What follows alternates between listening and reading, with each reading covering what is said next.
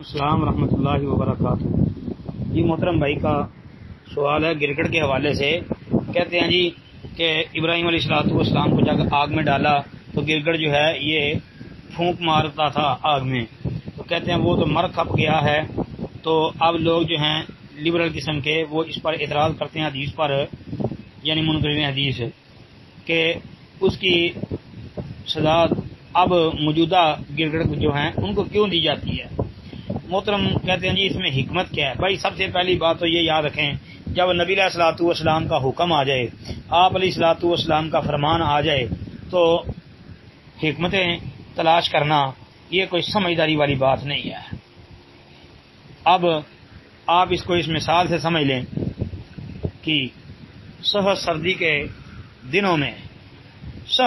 دنوں میں جو ہے آدمی نماز کے اندر کھڑا ہو، اس کا وضو ٹوٹ جائے، جی وضو اس کا ٹوٹ گیا ہے، ہوا خارج ہو گئی ہے، اب وہ جاتا ہے اور دوبارہ جو ہے وہ مکمل وضو کرتا ہے، جہاں سے ہوا خارج ہوئی ہے اس کو کچھ بھی نہیں کرتا۔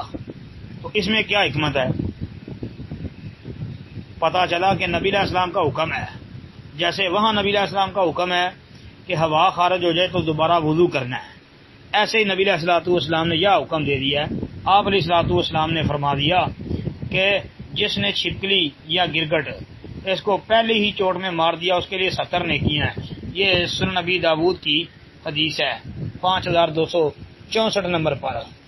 جی اس سے پہلے بھی حدیثیں ہیں، یعنی 5263 اور 5262 والی حدیثیں ہیں۔ یہ روایتیں صحیح مسلم وغیرہ کے اندر ساری آتی ہیں۔ پھر یہ کہا گیا ہے کہ یہ جو چھپکلی ہوتی ہے جو عام گھروں میں نظر آتی ہے، اور جو گرگٹ ہوتا ہے وہ اس سے تھوڑا بڑا ہوتا ہے۔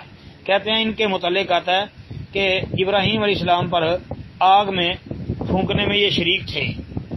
جی صحیح بخاری وغیرہ کی حدیث بھی اس پر دال ہے، وہ بھی دیکھ لیں، 3359 نمبر پر، صحیح مسلم میں 2237 نمبر، اور بھی کئی کتابوں میں موجود ہے۔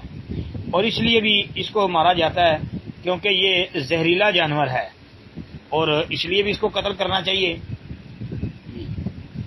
تو بعد صحیح مسلم وغیرہ کی روایت کے مطابق یہ بھی ہے کہ اگر پہلی ضرب کے ساتھ، پہلی چوٹ کے ساتھ اس کو مار دیا جائے تو 100 نیکیاں ملتی ہیں۔ باقی جی حکمتیں تلاش نہ کرو، ہاں کہ وہ گرگٹ یا وہ چھپکلی جس نے ابراہیم علیہ السلام کی آگ میں پھونکے ماری تھی وہ مر کھپ گیا ہے، اب جو ہیں ان کو کیوں مارنا ہے؟ کیونکہ یہ اس میں شریک نہیں تھے۔ بس نبی علیہ الصلوۃ والسلام نے ہمیں جو بتا دیا ہے ہمارا اس پر ایمان ہے بس۔ باقی لبرل قسم کے، سیکولر قسم کے لوگ، منکرین حدیث، منکرین قرآن، یا جو بھی اس طرح کے لوگ ہیں، بھائی ان کی بات کی توجہ نہیں کرنی چاہیے۔ بس یہ دیکھیں کہ رسول کریم صلی اللہ علیہ وسلم کی سنت اور حدیث سے ہمیں کیا پتہ چل رہا ہے، آپ علیہ الصلوۃ والسلام کی تعلیمات کیا ہے، اس کو مد نظر رکھ کر اس کے مطابق ہی جو ہے عمل کر لینا چاہیے، اس کے اندر ہی خیر اور برکت ہوتی ہے۔ السلام علیکم ورحمۃ اللہ وبرکاتہ۔